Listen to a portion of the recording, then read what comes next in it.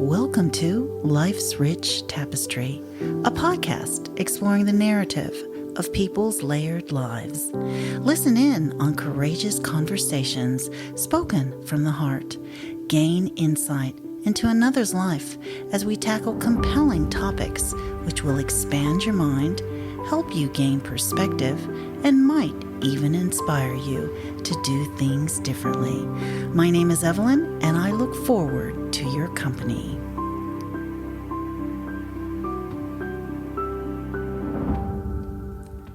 And welcome to another show of Life's Rich Tapestry. I've had the pleasure of knowing my next guest for almost 15 years.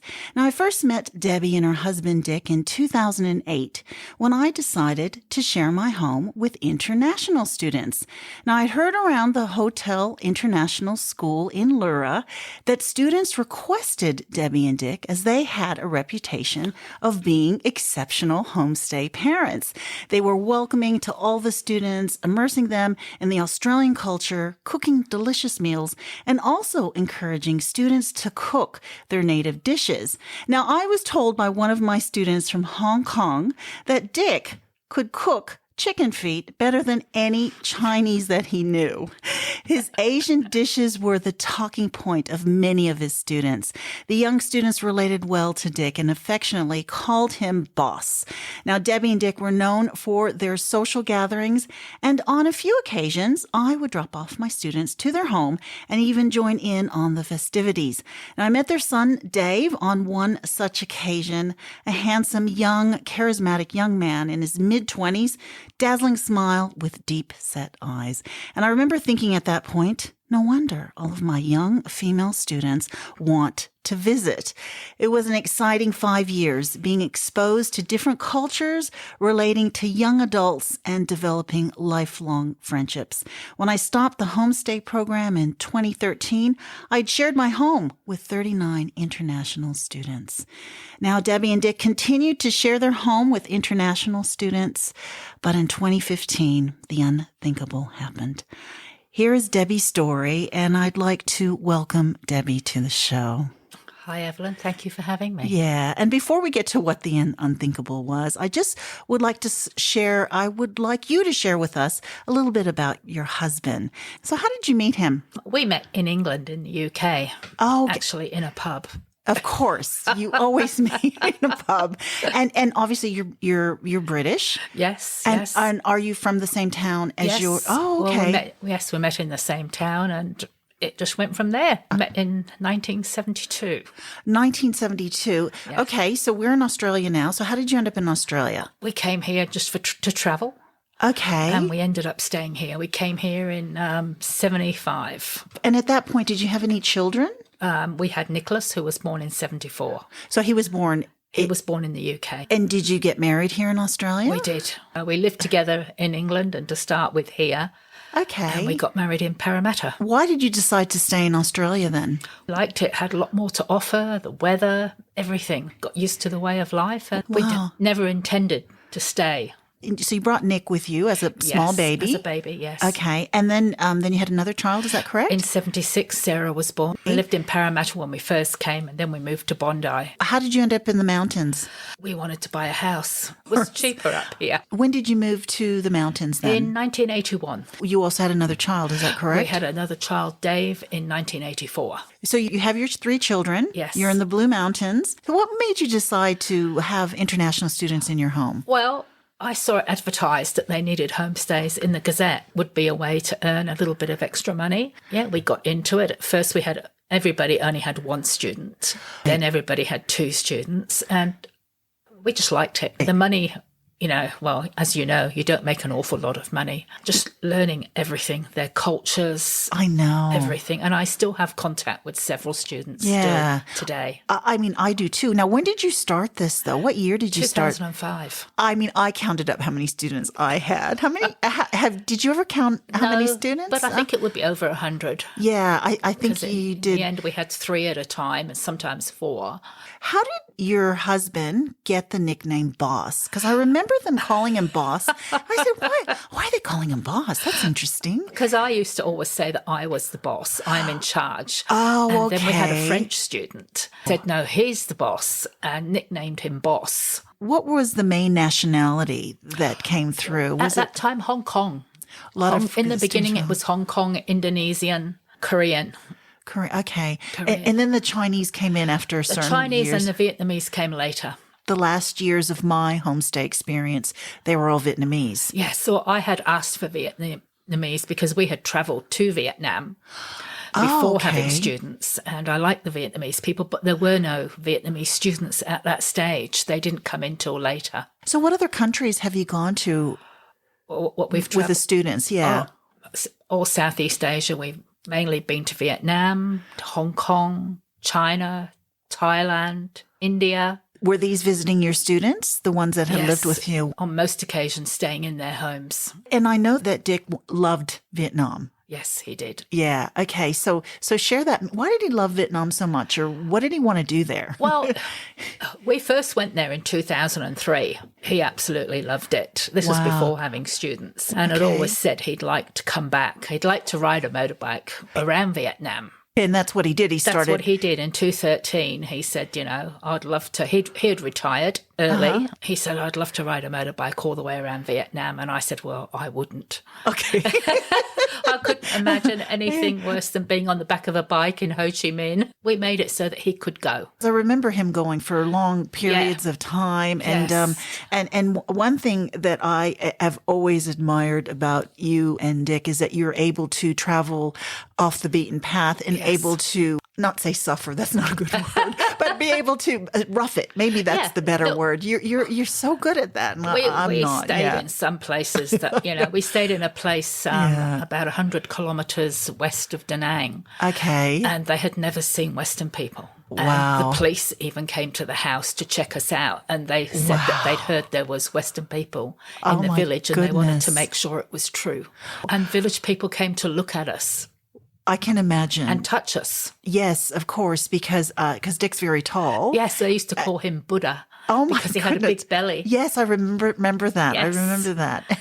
But yeah. But even when we went to Vietnam and stayed in one of our students' house, Hannah, her grandmother just kept touching us. And Hannah was like, I'm so sorry. She said, I've never seen Western people, only on TV. She kept wanting to touch us. Now, I know that when he was in Vietnam, something happened in Vietnam, or he started not feeling well. He started, not to feel well, so he had to come home. He had pain in the right-hand side of his chest. And what year was this? This was in 2015. We didn't panic at first. I said, oh, well, it can't be your heart. And I'm sure that, if you had lung cancer, it wouldn't hurt. He went to the hospital over there and they couldn't find anything. And how old was he at this stage? 68. Oh, he was 68. He was 68. Okay. So he said, I think it's time to come home. So when he came home, what happened then? Well, the day that he came home, we went up to Katoomba Hospital. They were puzzled. We went to casualty as to why he would have a pain, no other symptoms. So they admitted him, thought that at first he might have had TB or some infectious. So he was actually put into isolation at the hospital. The doctor there decided to take fluid from the lung, and it was blood that came out, which wasn't good. And what did they say after that? At that stage, they still didn't have any idea as to what the problem was, and it probably took about 2 weeks before they said that he had mesothelioma, which is the cancer that you get from asbestos. It was in the lining of his lung. At that stage, did you think maybe he had gotten it from traveling around Vietnam or no? We had no idea. We probably know because it's something that does lay dormant in your body for some time before it can, it comes out. We didn't realise at that time how serious it was. So what did you do? Did you contact all of your children? Yeah, well, we told them, this is, what's happened. And we saw at the PN hospital, saw a surgeon down there. And we said, we want to keep on travelling. Is that going to be possible? And he was like, look, I've had people who have lived for a couple of weeks and I've had people who have lived for 2 years after being diagnosed. And so we said, he's going to live for 2 years. Right. And he didn't. 5 weeks later, he was dead. From diagnosis to the ending, it was 7 weeks. So it was very aggressive then. Very aggressive. They put him into Nepean to try and extract the fluid that had gathered around the lung. But by this stage, it was all hard. Right. And they could do nothing. That was on the 1st of July, and he died on the 9th of July. Dave was living overseas, is that correct? Dave was overseas, and at the end of June, I had said to him, I think you need to come home. His work allowed that, so he came home, and Dick started to get, he was okay. He came home from hospital, and he was okay, and David was making plans to go back to Dubai. Nobody told us how serious it was. We didn't realise he was at stage 4. It was too late for chemo. Oh, my God. It was too late for everything. It moved very aggressively then into his spine and into his organs. So you said from 5 weeks from being diagnosed. Yes. So was he in the hospital the last week or what? Yeah, he was in the end. He was in and out of hospital. Okay. He wanted to die at home. We had all that arranged, that they bought oxygen for him, and there was going to be a bed, bought everything. Yeah. And on the Saturday night, he had a very bad chest pain. He thought he was having a heart attack. Dave called the ambulance, and that was the last time he left in the ambulance. And as he left, I saw him looking around, and he knew he'd never come back there again. And how many days was he in the hospital then before he died passed? on the Thursday. He died on the Thursday. Yeah, but he wasn't in a good way for those few days. We all, my grandchildren were off school, and we all spent, the hospital were very good. We all spent all of our time with him at the hospital. He had every need that he wanted. Like one of my students years ago had bought us a bottle of whiskey, and it was all gold plated on the outside. On the Wednesday, he said, I want to drink that whiskey. Yeah. So did he drink it all? No. Okay. We went home and got that and brought it back, and we all drank the whiskey, which wasn't very nice, but he enjoyed it. Oh, but he enjoyed probably you guys being together. Now, did you have students at that time? No. Okay. Didn't have any students at that time. He knew it. On the Wednesday, he said, I'm going to leave this universe, I won't wake up in the morning. But when he woke up on the Thursday morning, he was in really good spirits. He was, laughing and joking, and they came and gave him a shower and all that type of stuff. And then around midday, I asked him for some bank. I wanted the password. I'd forgotten the password for our bank account, and I asked him for the password. Okay. And then he said he wanted to have a sleep.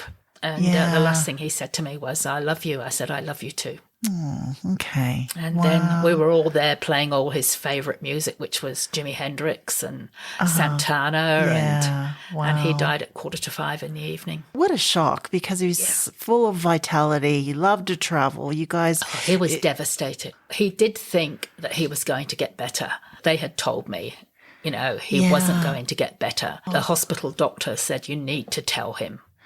Because you said you didn't realize, but when did they eventually tell you that it was?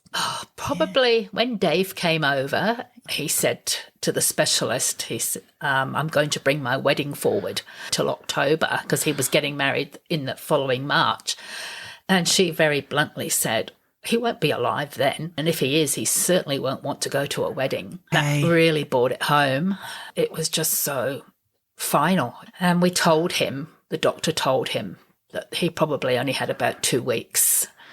Oh, he was devastated. Oh, absolutely. I can imagine. Devastated. He was scared, as he would be, of the unknown. Yeah, of the unknown. Yeah. And being told that you only have 2 weeks, and thinking you have so much longer. Well, that's right. Yeah, and that you're on the mend, you know.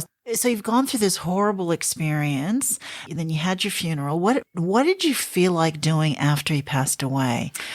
I didn't feel like doing anything, really. I did a lot of silly things. I gave lots of stuff away.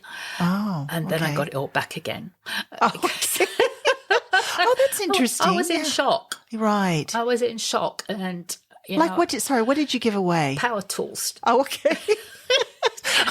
I gave power tools away, and took me a year to get them back, but I eventually got them back, and I never used them. But it was just giving things away. I would advise anybody not to do anything between the person dying and the funeral. So you between that time, that's when you started giving things away. Yeah, I didn't realize at the time I was in real shock, but I was on a real high. Oh, that's I interesting. thought my feelings would always be like that. I just gave things away. And then once the funeral was over, everybody just moved on. Everybody went about their normal. People went back to work. Dave stayed with me for another 2 weeks, and Nick as well. Okay. And then I said to them in the end, I don't want you to leave, but you have to leave. Then I was left in an empty house. And did you want to get students, or what were you thinking? I wanted to run away. Yeah. So that's what I did. And where did you go? Oh, first of all, I went to India. Oh, that's a good idea.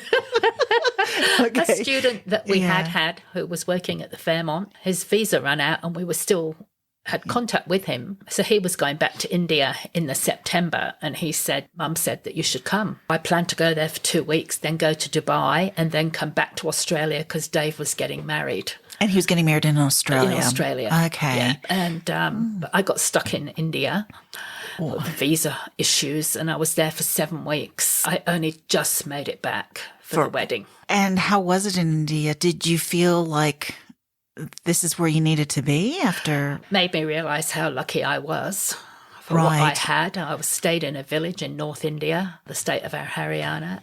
And you probably stood out like a sore thumb as well, because it was quite confronting. They would literally come to the house to look at me. They, again, had never had a Western person in their village. Once I got Delhi belly a few times and I had to go to the hospital and queuing to see a doctor. I remember a little Indian girl saw me and she was petrified of me. But you were still in your mourning, weren't you? Yes, but I was still in shock. I just couldn't be home. Because there were too many memories, is that right? All the memories and just the loneliness more than anything. I'd gone from having, everybody there, house full of students and Dick and everybody, to just me and Bruiser the dog. Well, you eventually did come back home because Dave got married. I came back home in the November, day before Dave got married, the 28th of November. It was just a very small church wedding because they wanted to have a big wedding in the Philippines, but that would just be more of a ceremony. Because they lived in Dubai. They lived in Dubai and were Dubai residents, and Irina wanted to get married in a church, did that at Hazelbrook. Yes. So your son Dave, he moved to Dubai? He moved to Dubai. He went to Dubai in early 2013 for a skydiving competition. While he was there, through one of his friends, he met Irina. That was it. It was love at first sight. That was in the April. Came home, and in the June, he moved back there to be with her. Wow. Was Dick able to meet Irina? Yes. Good. That's good. So, he met Irina, and so they were forging this life in Dubai. And you were in India. But you also went back to Dubai too a few times, didn't you? I've been to Dubai many times. I also went to the UK because when Christmas was coming up, the first Christmas 2015, I was like, I can't be here. Right. I can't be here. So I went off to England and had Christmas with my sister. From there, I went to Dubai. Lots of traveling. I just didn't want to be home. Looking back now, from being here in Australia, having all these homestay students and having an amazing life, then all of a sudden you're not home, you're traveling, and I felt like you're running away. Yes, I was running away, but a lot of people thought that I didn't care. Right. Oh, that's including interesting. my own family, who were like, oh, well, she obviously didn't care very much because she's just holidaying all the time. But I wasn't. I just didn't want to be here.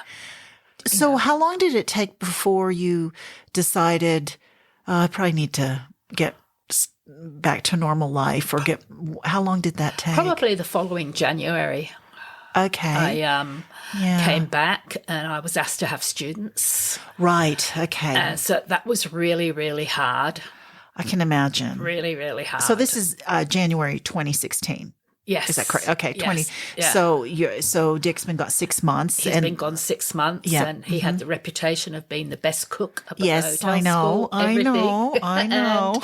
So I had to try and cook the things that they liked. I wasn't doing real well. I have a very close friend, Tina, and she used to visit me every day after she finished work. Yeah. So that was good. And then Dave asked me to move to Dubai. Okay. To live with him and Irina, and I wanted to go, and I made inquiries about taking Bruiser with me, which was I could, but I couldn't bring him back here. They could bring the dog, but you couldn't bring him back. Yeah, because of quarantine and because of Bruiser, I didn't go. When he asked you to move to Dubai, it was just a temporary thing, right? Yes. Or yeah. Well, I didn't know at that stage. I said to him, like, and he goes, they had a very big house. Yeah. And it had maids' quarters and Oh, my everything. goodness, yeah. And he said, you'd be in the maids' quarters, you'd have your own little place. Yeah. And, it'll be fine. I thought about it, but I couldn't do that to Bruiser. He'd been there for me when Dick died. He licked my tears. He pushed himself up against me when I was sad. Even though I'd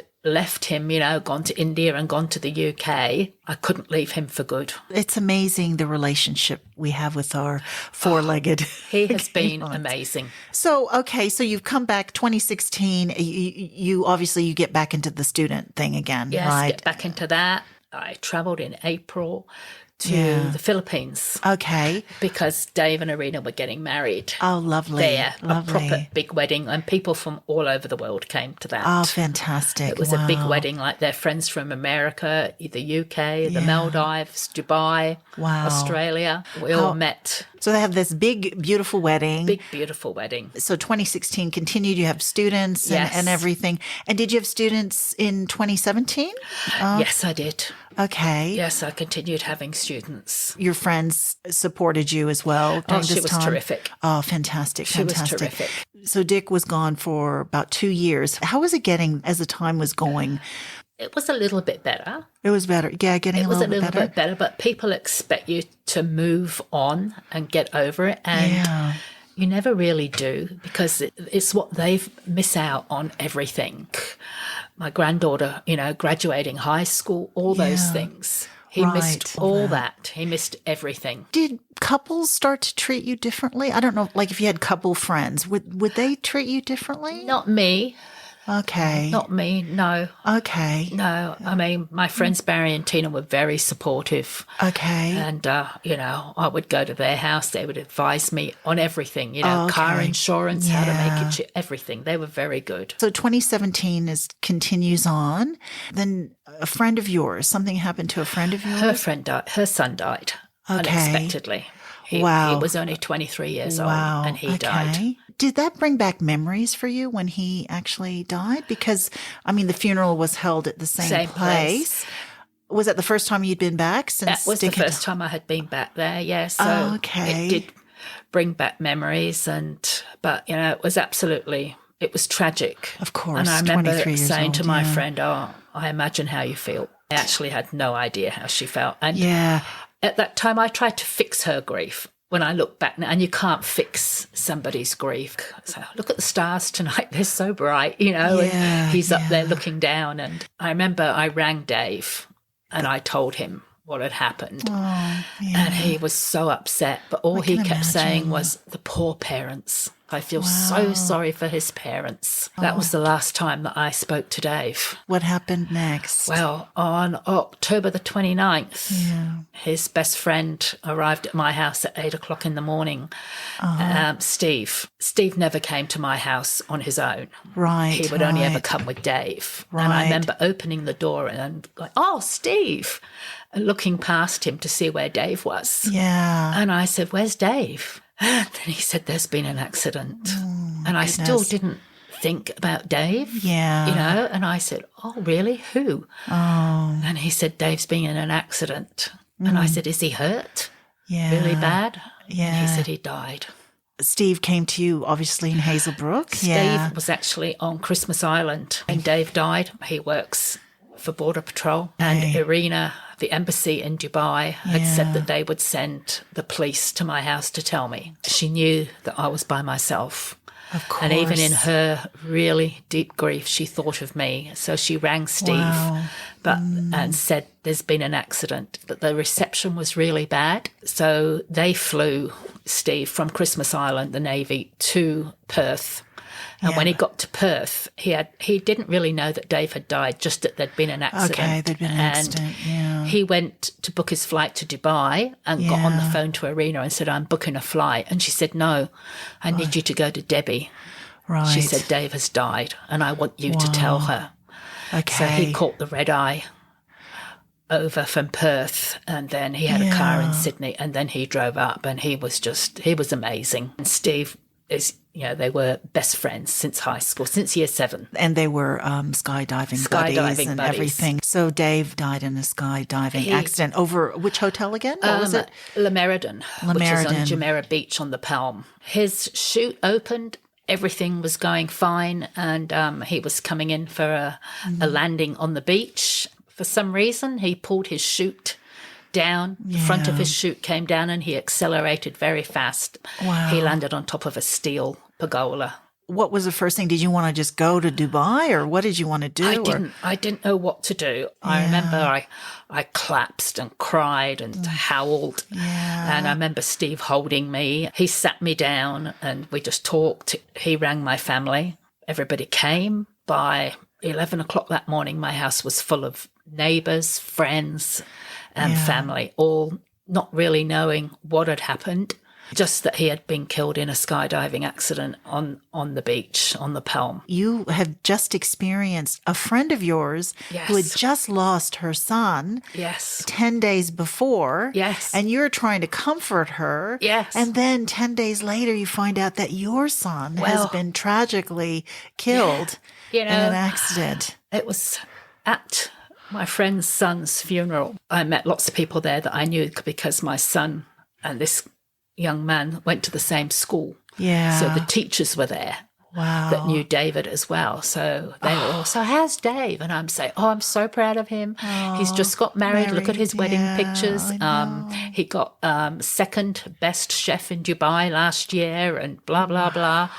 24 hours later, he was dead. You said something just earlier, like you were telling your friend, I know how you feel. Is that what you said? I can imagine how you feel. That's what you were saying. And we say that and we think we're doing a service to a person, but now it's different when your child dies, isn't it? I had no idea how she felt. I said that to her later.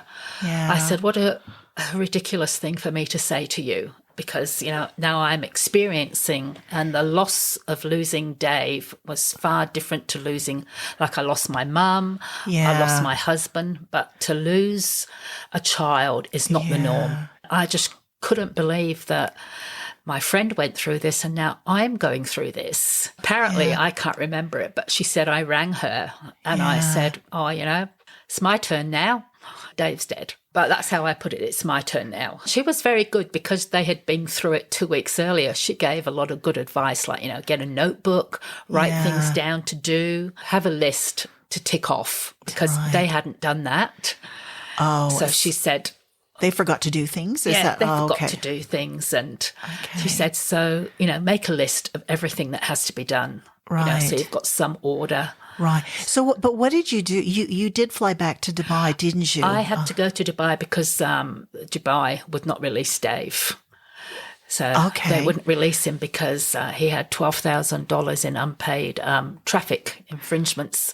He was a bit of a leadfoot. Yes. And I remember that. They've got cameras everywhere. So even if you change a lane for no one, for no reason, or stopping by the side of the freeway, you get fined. And he had $12,000 owing and they wouldn't release his body. They said that they needed those fines to be paid. And then eventually it was paid. Yes.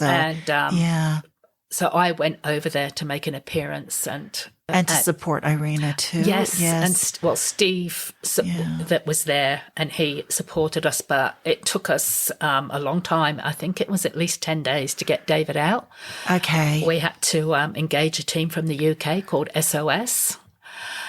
They came and they go to countries and retrieve bodies back to their own countries, and Dave's insurance covered all this. So they came out from the UK and did all the negotiating. Okay. They did everything. Yeah. And when we finally were able to get him released, Australia refused to accept him. They wanted him to be embalmed. Because it'd been a certain period of time, of course. And but all the culture, everything, like Irina had to stop him being buried before sunset on the first day because they bury before the sun sets. Oh, yes. And wow, that's interesting. And then when I got there to Dubai, I still couldn't really believe that he had died. Like I walked into their home and it was like he was still there. And I said, I need to see him. And that's not done. That's not their culture. He was still at the morgue at the police station. They said, you have to bring somebody that can speak Arabic. So we took Hani, one of his best friends. Yeah. It was horrible because we asked to see him. They brought him out into a corridor with people walking past. They said 2 minutes, and he was wrapped in a wet, white Muslim robe. He was freezing and he was wet. Irina and I just broke down. It was like, okay, go. We asked to see him again before they took him to the airport because we wanted to make sure it was him. And I think you shared with me that his face looked amazing. It did. Yeah. He didn't have a mark on him. That's amazing. Not a mark on him, considering that he suffered, we were told, horrific injuries. But there wasn't a mark on him. So after this happened and you went through the SOS, and then obviously he was embalmed before he boarded a flight. At the airport, is that correct? apparently, yes. They embalmed him at the airport. At the airport, they have a place to do all these things. Oh, sorry. Yeah, I know. I just can't even imagine. Yes. Okay. Wow. So they embalmed him and then he was brought over to Australia. Yes, on the same flight as what Irina was on. Okay. I flew on a nighttime flight with Steve, and then she flew the following morning with her brother and Dave. Then you had the funeral here in the mountains. We had the funeral here, Okay. at Lura. Okay, at Lura. Yeah. Now, I want you to share what you did with the ashes. So, I mean, it was a big, beautiful, amazing funeral. Very, it was a beautiful funeral. I really enjoyed that funeral. Sorry, I mean, you know what I mean. But it was beautiful. It was really it was just really lovely. It was. Yeah, the music was really good. Oh, look, and I have to say thank you because you made it so special as well. Oh, no, you did. Yeah, and the advice you gave me, I remember ringing you and saying, Dave's died. I know. And you went, oh my God, I know. Dick and Dave. I know. And I said, so what do I do? And you were the one who told me to contact Lura. Yeah. And then when I rang there, he was like, okay, you've got to get an undertaker in Dubai. You've got to do this. You've got to do that. So I had good advice. Yeah. There is a process when someone dies overseas. So, sorry, I wasn't going on about it because I conducted it, but it was a lovely, it really was a lovely ceremony because you remember things at certain ceremonies and the music was really good. It was really suited him to a T. Good wake back at our house afterwards. There was it was like a St. Columbus reunion. Okay. We were playing Pink Floyd music. The neighbours called the police. Okay, of course. Okay, but now you need to share, because I love this, what you did with the ashes. I took him back. I took him back to Dubai on the morning that Dave had died, when I was still in shock and we didn't think that we would be able to bring him back to Australia. Yeah. I said, if I get him back, I'll take him back. I will do a skydive with him. And his friend Steve just ran with that. Okay. And 6 months after Dave died, in the April, Steve and I flew, and my daughter Sarah, to Dubai. And I did a skydive over the Palm with Steve and Irina. Steve had ashes on his arm and his leg attached. And we did a skydive over the Palm and released him. But not all the ashes, just some of the ashes. Just some of the ashes. Okay. I would like to, for those listening, I think it's a good idea to scatter ashes in different places all over the world. But I also think it's quite poignant to hold on to a few ashes and have them somewhere that you can visit. Yes. It can be in an urn at your home, or it could be you share, what did you do with the rest of the little bit of his ashes? Well, some are at Lura and we visit him there. Some of Dick's ashes are there too. Is that correct? They're both next to each other. Yeah. Irina wanted to throw some off of the three sisters. Yeah. Her and my granddaughter did that, and as they threw them, the ashes came back and got them, covered them. Oh, right. They say to be careful with the ashes. So, okay. But I have him next to my bed as well. Okay, so you've got a bit of ashes just everywhere. Little bits. And my eldest son Nick, he has some of them as well. Okay. And Irina, she had one lot that she took on a train journey and left him on the train. Oh, no. Did she get it back? No, Oh, no. I gave her more. But I said, Okay. oh, David would have loved that. Oh, that's so funny. That's so Yes, funny. she was going to a Burning Man festival in Paris and she wanted to take Dave there. And she was in a rush to get on and off the train, as always. And she ended up leaving him on the train. Oh, how funny. She was devastated. But I said, oh, you know what? Dave would think that was so funny. That is funny, actually. Yes. Because my father was buried, and I've only visited him twice. And if I could do it all over again, I would have done the cremation thing and able to share his ashes all over. So Debbie, you've gone through these 2 deaths of, your son and your husband. What has been the hardest for you? I can't even imagine losing 2 within such a short period of time, just a little over 2 years. So what has been the hardest for you? The loneliness. Yeah. Just missing them. I mean, I had to learn to do everything. I was with Dick for 40 years and he did everything. I had no idea how to do internet banking, pay bills online, do anything like that. With Dave, because he was already away from home, it was the phone calls, the support. I mean, he'd ring up, hey, Ma, that's what I miss. Yeah. It's just, hey, Ma, what you up to? But, how do you keep their memory alive? I like to talk about them. Yeah. With some I think people. That's really good. But some people feel uncomfortable. They feel very uncomfortable true. when you talk about them. They don't know what to say. Yeah. And people, so now, as my eldest son said to me, because in the beginning, when my husband had died and David died, people would say, how are you going? And I would tell them, oh, my husband's died or my son's died. And then, my God. I know. Yeah. To everybody. yeah. It was just, and then Nicholas said to me, he goes, Mum, don't tell everybody how you're doing. When people ask you how you're doing, say good. Right. Because otherwise they're going to stop asking you. With your grief, how have you been able to, did you see somebody at the beginning or With Dick, I didn't. But with Dave, after 2 weeks after he died, I just needed to talk to somebody. And I saw a grief counsellor. She was okay to talk to, but she had never lost anybody, a child. And I remember her saying to me, I'd been seeing her for about a month, once a week. If you're still like this in 6 months, I'm going to have to diagnose you with, PTSD. I never went back again because I thought she just doesn't understand. The most help I've got is my friend and I, who lost her son before me, is we meet and we talk. We can relate to each other that way. I think with children, because you don't just grieve their death, you grieve the future. Oh, all their tomorrows. I know, they're all their tomorrows, So I just think it would be such a hard death. You can never get over it. Never. And that's what I've learned.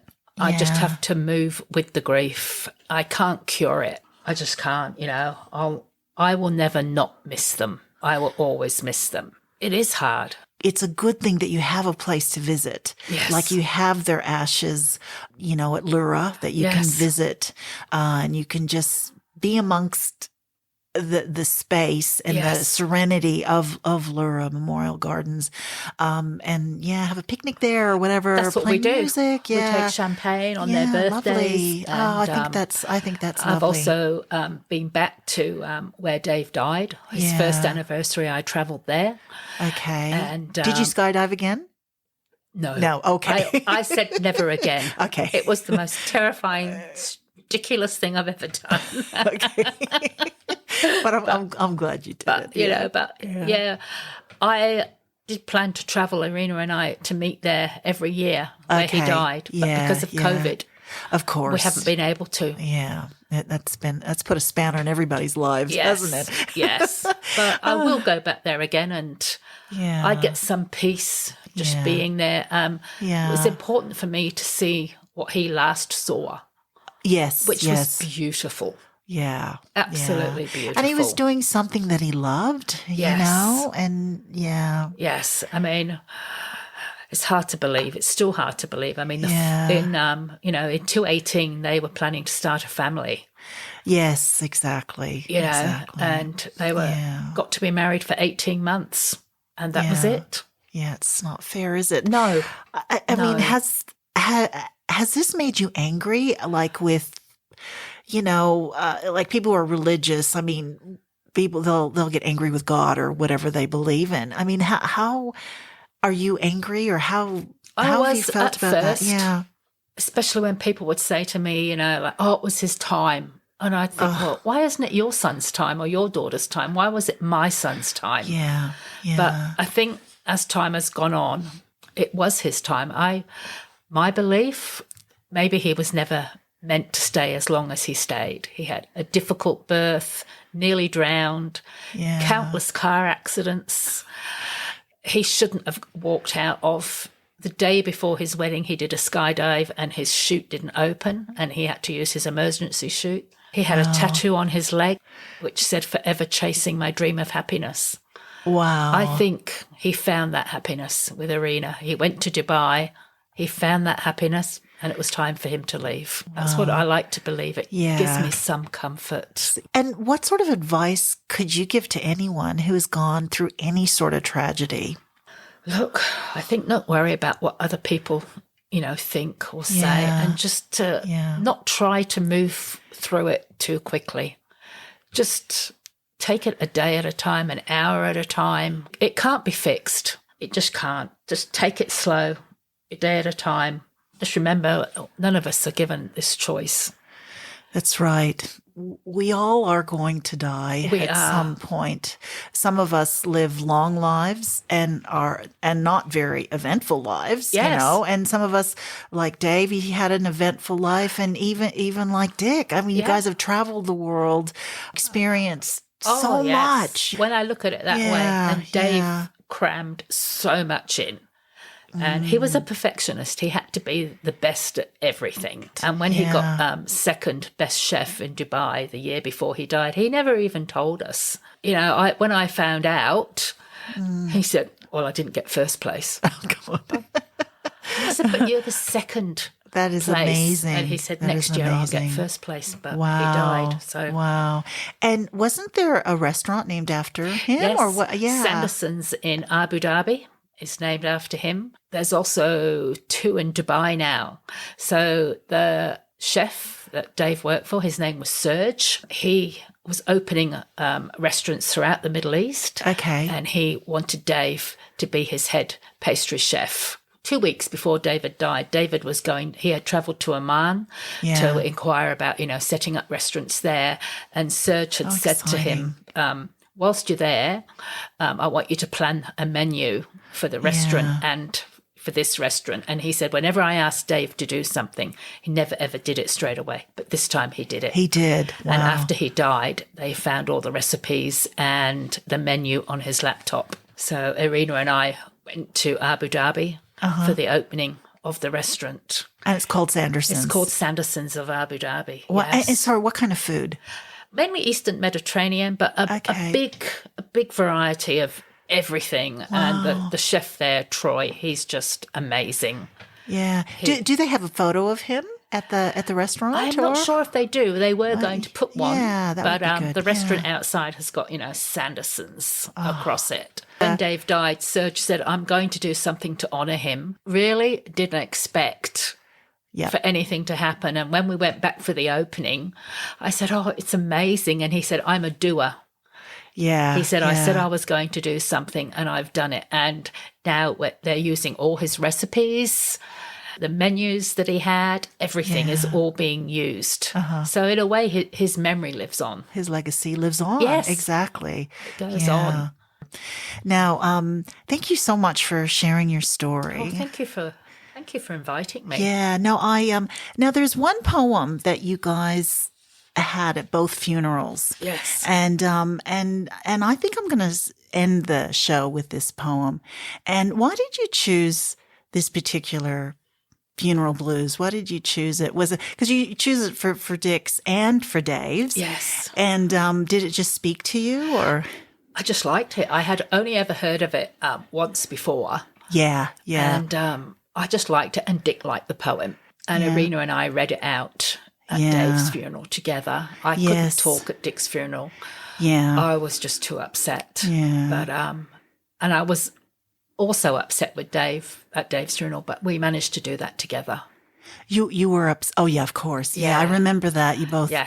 Yeah, We it did was a verse really each, yes. verse each. Yeah. So I thought I would end this show with that, just because it's a beautiful poem It too, is. and the poem is "Funeral Blues" or "Stop All the Clocks," and it's a poem from W.H. Auden. And I think the reason it became popular is because it was read in the film Four Weddings and a Funeral, and which led to the increased attention of his other work. And it has been cited as one of the most popular modern poems in the United Kingdom. So you being from the United Kingdom, I thought I would end the show with this particular poem. So thank you so much for being on the show with me. And I'm going to end it now with this.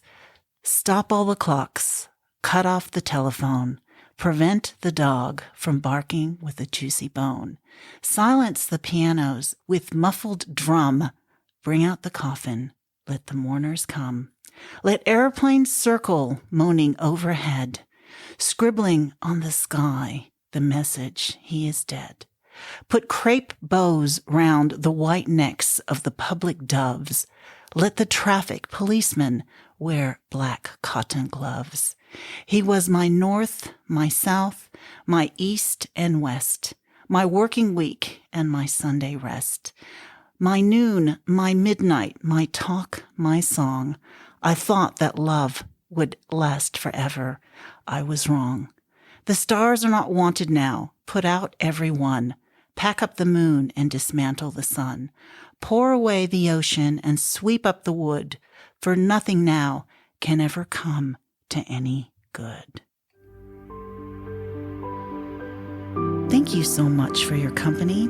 Please tune in next week to Life's Rich Tapestry, where you will hear another courageous conversation spoken from the heart.